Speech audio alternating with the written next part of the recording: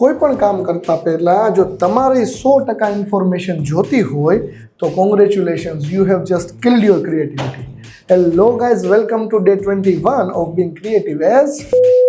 જ્યારે તમારી પાસે ઇન્ફોર્મેશન બ્રીફ કે ડેટા એ અધૂરા હોય તો એના લીધે એક ગેપ ક્રિએટ થાય છે અને એ ગેપમાં જ એક ક્રિએટિવિટીનો જન્મ થાય છે. તમે જ વિચારો, તમને કેમાં વધારે રસ પડે?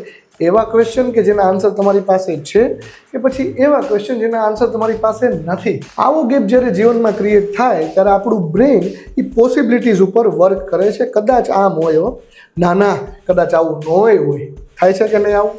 યાદ કરો બાહુબલી પાર્ટ 1, કટપ્પાને બાહુબલી કો ક્યું મારા. આ ગેપ, આ સસ્પેન્સનો જે હાઈપ ઊભો થયો એના તમે ને હું બે સાક્ષી છીએ. રાજામૌલીએ વિચાર્યા નહોતા ને એવા ક્રિએટિવ ટ્વિસ્ટ અને પ્લોટ આપણે બધાએ વિચાર્યા.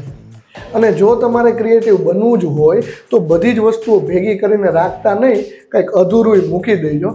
અને આમેય પ્રેમ હોય કે કામ, એ અધૂરા રહી જાય ને તો જ મજા આવે.